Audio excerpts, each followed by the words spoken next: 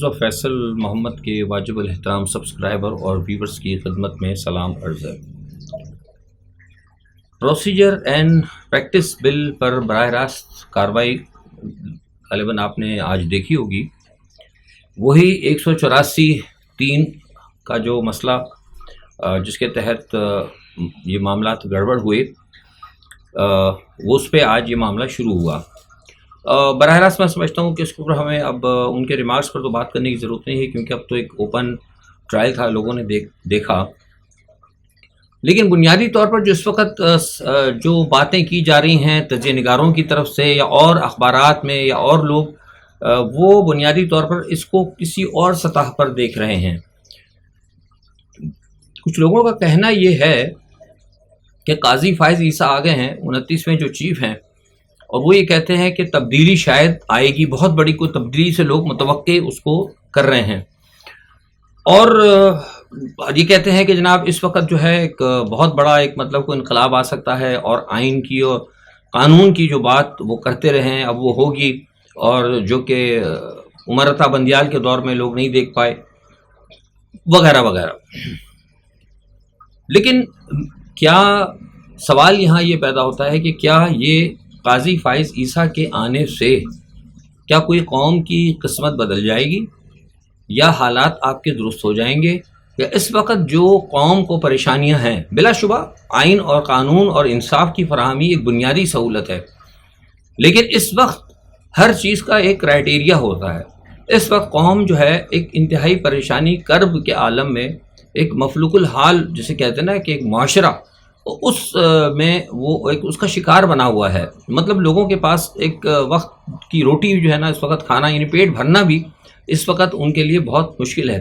تو ایسی صورتحال میں ملک کی معاشی حالات کی طرف ہنگامی طور پر جنگی بنیادوں پر توجہ دینے کے بجائے یہ ایک نیا جو ہے سلسلہ فوری طور پر شروع کر دیا گیا ہے، اور پوری قوم کو جو ہے ادھر لگا دیا گیا۔ تو میں سمجھتا ہوں کہ یہ بھی باقاعدہ ایک پری پلان ہے سارا معاملہ، وہ میں آگے اس پہ بات کرتا ہوں۔ دیکھیے اب مسئلہ یہ ہے کہ اگر یہ جیسے کہ لوگ، جیسے میں نے کہا کہ لوگ بحث میں الجھے ہوئے ہیں کہ قاضی فائز عیسیٰ صاحب بہت اچھے تھے یا بندیال صاحب، دیکھیے بندیال صاحب اچھے تھے تو اگر بندیال صاحب بہت ہی اچھے تھے تو اس کا مطلب ہے پھر 14 مئی کا وہ کر جاتے فیصلہ، لیکن انہوں نے 14 مئی کو نہیں کیا، جو کہ یعنی اگر آپ جو پاکستان کا جو مروجہ اس وقت آئین موجود ہے کانسٹیٹیوشن کا، جو کہ اپنی حقیقی شکل میں تو ہے ہی نہیں، میں پہلے ہی بتا چکا ہوں، میں اس پہ بات نہیں کروں گا، اور بلکہ یہ تو میں آپ کو پہلے بتا چکا ہوں، یہ ہم نے واحد یہ ہمارا چینل تھا جس نے یہ بات آج سے تقریباً 6 سال پہلے کہا تھا کہ آئین کا اصلی مسودہ بھی نہیں ہے جو وہاں پہ اس وقت موجود ہے کیبنٹ کے اندر، وہ بھی کہیں نہ کہیں اس کی سنا وہ کاپیاں ہی ہیں، اصلی مسودہ کہاں ہے وہ ابھی تک کسی کو نہیں پتا، وہ کھو گیا ہے، چوری ہو گیا ہے، چوہے کھا گئے، گاڈ نوز بیٹر۔ تو کہنے کا مطلب ہے جو بھی ہے وہ بھی اپنی اصل حالت کے اندر نہیں ہے۔ تو اب یہ صورتحال کہ یہ کیا کہنا ہے لوگوں کا، اور کیا کہنا ہے ججوں کا، اور کیا کہنا ہے وکلا کا، اور کیا کہنا ہے آئین کے قانون کے ماہرین کا، یہ ساری باتیں جو ہے نا اس کو آپ فی الحال ایک طرف رکھ دیں۔ مسئلہ جو ہے اصل یہ ہے کہ جو پاکستان کے اندر جو خرابی ہے، جو خرابی بنیادی طور پر آ رہی ہے، وہ آئین کے اوپر عمل درآمد کرنا نہیں ہے۔ یہ تو بلا شبہ ایک سب سے بڑی ہے پرابلم کہ اگر ایک پاکستان کا ایک کانسٹیٹیوشن موجود ہے، اس کانسٹیٹیوشن پہ آپ عمل نہیں کرتے تو وہ ظاہر سی بات ہے کہ آپ کہتے ہیں بھائی آئین کی خلاف ورزی ہوئی اور وائلیٹ ہوا، اور آرٹیکل 6 اور فلاں فلاں فلاں، ٹھیک ہے۔ لیکن سوال یہ پیدا ہوتا ہے کہ اگر آئین کی شکل کو آپ بگاڑ دیں اور آئین کو ایسا بنا دیں اپنی نیت کی خاطر، یا اپنے جسے کہتے ہیں کہ اپنی بےایمانی کی خاطر، اپنی جسے کہتے ہیں کہ کوئی بھی آپ کہہ سکتے ہیں، کوئی بھی اچھا سا لفظ استعمال کر لیں کہ اس کے اوپر اگر آپ آئین کے اندر ترامیم جو ہے کرنا شروع کر دیں، ان ایسی ترامیم جس کا کہ ریاست کے مفاد سے تعلق نہ ہو، آپ کے اپنے پرسنل معاملات میں اس کا دفاع ہو یا اس کو پروٹیکشن دی جائے، تو پھر آپ کیا کریں گے؟ پھر ایسی صورت میں کیا ہوگا؟ اصل چیز یہ ہے، دیکھیے ہم جو میں آپ سے بات کر رہا ہوں، میں بہت صاف ستھرا رضا تجزیہ کر رہا ہوں، میں آپ کو میں آرٹیکل میں آپ کو نہیں الجھا رہا، میں صاف ستھری بات کر رہا ہوں تاکہ ایک دیسی طریقے سے ایک عام آدمی جو ہے نا، عام آدمی جسے کہتے ہیں کہ ایک پرائمری اسکول کا آدمی جو ہے نا، وہ بھی صرف جس کو لکھنا پڑھنا نہیں آتا، جو سن کے اردو سمجھ سکتا ہے، وہ تمام صورتحال کو سمجھ لے۔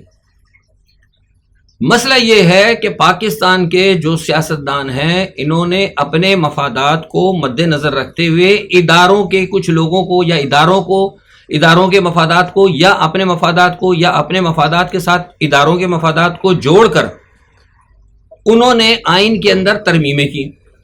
اور اس تمام صورتحال کے اندر ان کو آشیرواد کس کی تھی, کس کے احکامات تھے؟ غیر ملکیوں کے, یعنی مغربی طاقتوں کے. یعنی یوں اگر آپ کہیں کہ پاکستان کے تمام سیاستدانوں نے اپنے مفاد کی خاطر, اداروں نے اپنے مفاد کی خاطر ایک مشترکہ طور پر غیر ملکی ایما کے اوپر آئین کے اندر ترامیم کی, تاکہ اس سے جو ہوگا, اس آئین سے فائدہ یہ ہوگا کہ عوام کے مسائل کے بجائے ان کے مسائل اور ان کے وسائل بڑھیں گے. یعنی ان کے مسائل حل ہوں گے اور ساتھ میں ان کے وسائل بھی بڑھیں گے. یعنی وسائل سے مراد کمائی خوب ہوگی, طاقت ان کو زیادہ ملے گی. اور یہ کام کون کروا رہا تھا؟ یہ بیرونی طاقتیں کرواتی ہیں. اب لوگ بولیں گے بھائی بیرونی طاقتیں آئین میں کہاں سے آ گئیں, تو میں لمبا ہو جائے گا ویلاگ, صرف چھوٹی سی ایک بڑی مثال دیتا ہوں. 18ویں ترمیم آپ کے سامنے ہے. 18ویں ترمیم امریکہ کے کہنے پہ کرائی گئی. پریسلر ترامیم وغیرہ جو آگے پیچھے جو ساری آئی تھیں, آپ کو پتا ہے لیری کنگ نے اور جو اس نے لیری پریسلر نے اور جو دوسرے لوگوں نے آ کر دی تھیں, اور بہت ساری چیزیں, وہ ویلاگ لمبا ہو جائے گا. آپ تھوڑا سا اگر جس کو سیاست سے جو معلومات ہے پاکستان کی, وہ سمجھ سکتے ہیں کہ کس قدر چیزیں ہمارے یہاں جو ہے مطلب غیر ملکی اشارے کے اوپر کی گئی اور ابھی بھی اسٹل کی جا رہی ہیں. اور یہ جو پی ڈی ایم جو کر کے گئی, یہ بھی مغرب کے کہنے پہ ہوا ہے. سارے معاملے جو 184(3) کے تحت کہ کس طریقے سے کیا کرنا, وہ میں ابھی آگے بتاتا ہوں آپ کو. تو بنیادی طور پر جو ایک سب سے بڑی مثال میں نے آپ کو 8ویں ترمیم دی, یہ 8ویں ترمیم بھی امریکہ کے کہنے پہ کرائی گئی تھی تاکہ صوبوں کو وفاق کے سامنے لا کے کھڑائی جائے خود مختاری کے نام کے اوپر.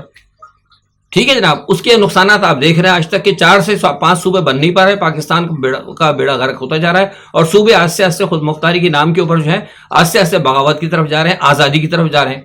بلوچستان کا حال آپ دیکھ لیں, سرحد کا حال آپ دیکھ لیں, سندھ کا حال دیکھ لیں, کے پی کا دیکھ لیں.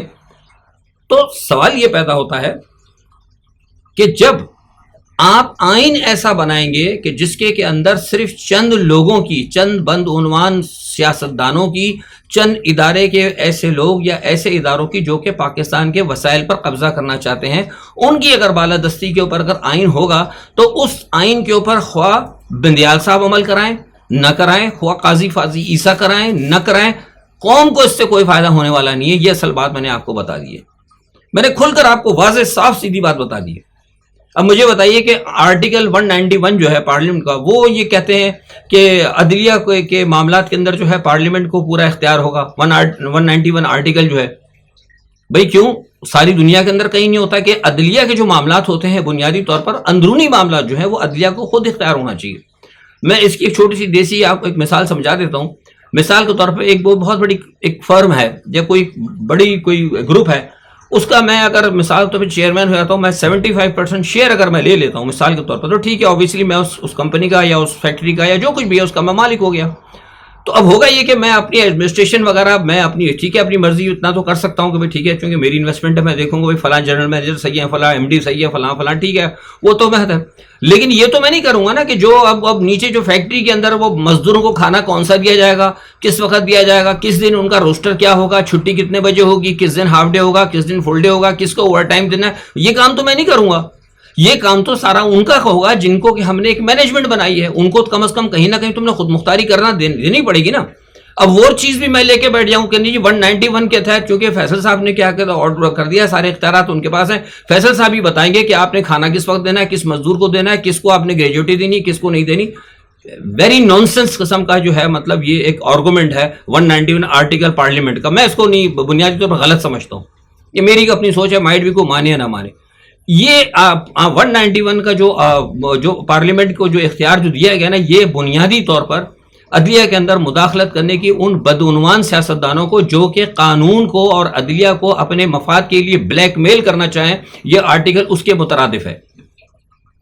بالکل حقیقت میں یہ باتیں آپ کو کوئی تجزیہ نگار نہیں بتایا, وہ لوگ آگے پیچھے قوم کو گھما رہے ہیں, بس وہ یہ تھا 184 یہ تھا, وہ فلان تھا, وہ ایسا تھا. کوئی بھی آرٹیکل, کوئی بھی قانون, کوئی بھی جج اس وقت تک آپ کو صحیح قوم کی نمائندگی یا صحیح قوم کو انصاف نہیں دے سکتا جب تک کہ آپ کا آئین جو ہے وہ قوم کے اور عوام کے مفاد کے اندر نہ بنا ہو.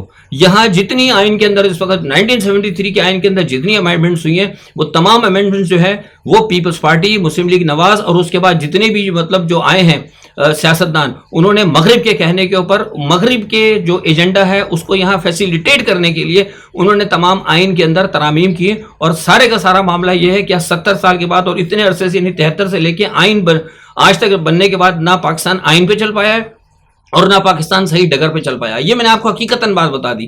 تو یہ سارے جو مسئلہ ہے صحیح ہے, جو کچھ چل رہا ہے اس کا آپ دیکھ رہے ہیں, اچھی بات ہے. آج مطلب وہ اوپن کیا ہے, میں سمجھتا ہوں اچھی چیز ہے, لوگوں کو پتہ لگنا چاہیے کہ ججز کے اندر جو ایک اختلافات جو چھوڑ کے چلی گئی یہ پی ڈی ایم, تو مجھے پی ڈی ایم سے تو کچھ نہیں ہے. پی ڈی ایم تو وہی کرے گی, ظاہر سی بات ہے. پی ڈی ایم نے تو سب کو معلوم ہے, مجھے بھی پتا ہے, ہر آدمی کو پتا ہے کہ نواز شریف اور زرداری صاحب اور یہ پی ڈی ایم اور یہ ان کے پچھلے جو جاگیردار خاندان ہے گزشتہ 70 سال سے کیا کر رہے ہیں. تو جب ان کو لا کر بٹھایا باجوہ صاحب نے تو اس وقت جب قوم نہیں نکلی تو پھر شکوہ کس بات کا. بھائی میرے تجزیے بالکل مختلف ہیں. جب قوم نہیں نکلی, جب شہباز شریف کو جس کو کہ کل سزا ہونی تھی آج اس کو وزیر اعظم بنایا گیا, اس وقت اگر پوری قوم پاکستان کی نہیں نکلی تو پھر نہ شکوہ آپ کریں قاضی عیسیٰ سے اور نہ ہی شکوہ آپ کریں بندیال سے, کیونکہ جو ریاست کے اصل مالک ہے نا وہ ان کو کوئی پرواہ نہیں ہے. وہ بالکل لا تعلق رہنا چاہتے ہیں.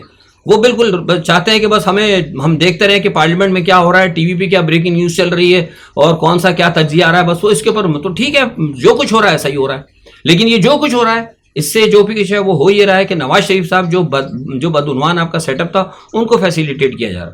اور یہ میں آپ کو پہلے بتا چکا ہوں کہ یہ جو چونکہ آج قاضی عیسیٰ صاحب کے آپ ریمارک سن لیں, میں آپ کو پہلے بتا چکا ہوں, آج ہی بتا دے رہا ہوں.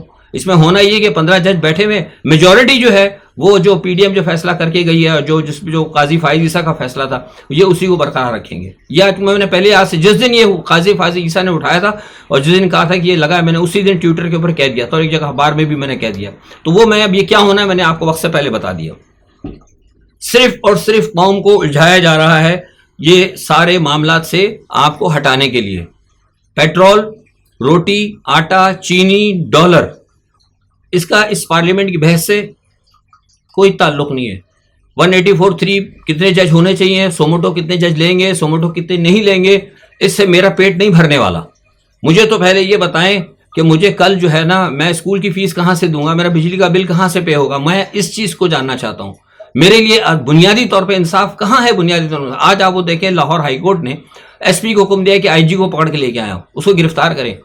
یعنی عدلیہ کی اس قدر بے توقیری کے ایک ہائی کورٹ کا جج کہہ رہا ہے کہ آپ اس کو چھوڑ دیں, لیکن پولیس والے جا کے اس کو باہر سے پکڑ لیتے ہیں. تو اس کا مطلب ہے جو ادارے ہیں یا جو کوئی بھی XYZ ادارہ ہے یا کوئی ڈپارٹمنٹ ہے وہ جج کی مطلب ہائی کورٹ کے جج کی جب کوئی ویلیو نہیں ہے تو پھر مجھے بتائیے قاضی فائز عیسیٰ بیٹھ جائیں یا پھر کیا کہتے ہیں بندیال صاحب بیٹھ جائیں, ہوگا کیا؟